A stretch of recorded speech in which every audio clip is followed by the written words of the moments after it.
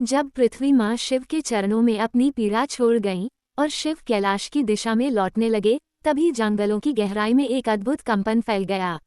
ये कंपन इतना सूक्ष्म था कि सामान्य मनुष्य तो क्या, देवगण भी इसे पहचानने में चूक जाते, परंतु शिव तो स्वयं चेतना के स्वामी हैं। उन्होंने रुककर पीछे मुड़कर देखा।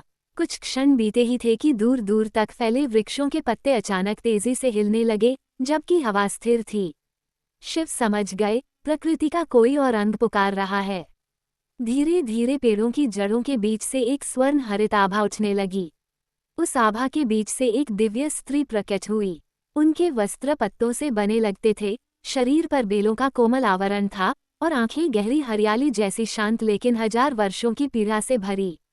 शिव ने उन्हें पहचान लिया। वह थी वनदेवी, जंगलों की चेतना और हर वृक्ष की आत्मा। वनदेवी हाथ जोड़कर बोली, प्रभु, देर न करूंगी, समय बहुत कम बचा है, मेरी व्याकुलता सुन लीजिए। शिव ने संकेत किया, कहो देवी। वृक्षों की धड़कन मैं पहले ही महसूस कर चुका हूँ। वनदेवी की आंखें नम हो गईं। प्रभु, जंगल मर रहे हैं।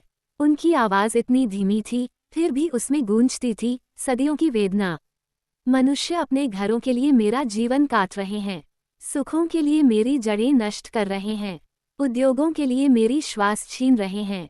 प्रभु, जहाँ कभी ऋषि तपस्या करते थे, अब वहाँ मशीनें गर्जना करती हैं। वह कांपते स्वर में बोली, मेरे बिना पृथ्वी की श्वास रुक जाएगी, मेरे बिना वर्षा नहीं होगी, मेरे बिना जल, वायु और जीवन सब नष्ट होने लगेगा।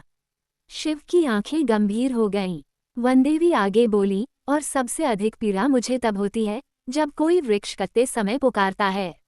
उसकी आवाज कोई नहीं सुनता, बस आप तक उसकी अंतिम चीख पहुंचती है, प्रभु।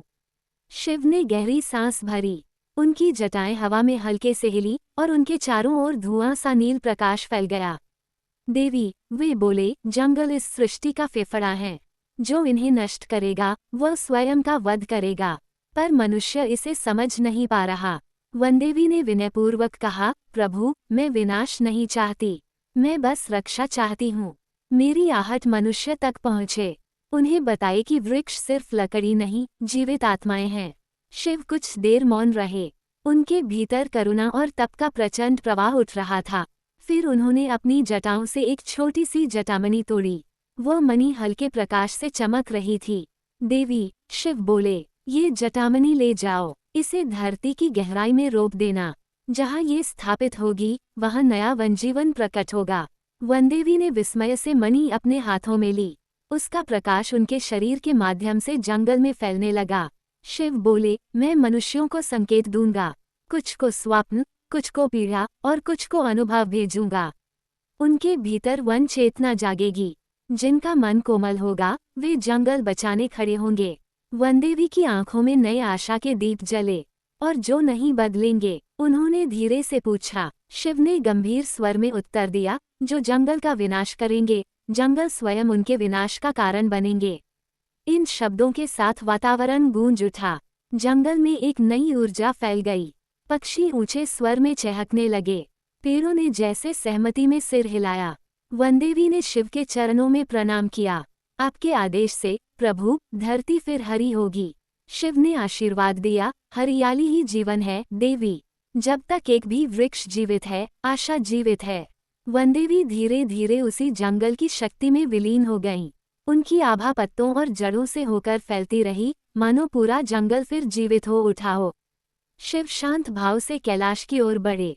उनके कदमों के पीछे प्रकृति का नया अध्याय शुरू हो चुका था। और ये था वनों की पुकार का महादेव को उत्तर। जागरण की अग्नि अब संसार की ओर बढ़ चली थी। अगर आपको यह वीडियो अच्छा लगा हो तो लाइक और सब्सक्राइब करें और अपने दोस्तों को शेयर करते हुए एक अच्छा सा कमेंट भी अवश्य करें। धन्यवाद।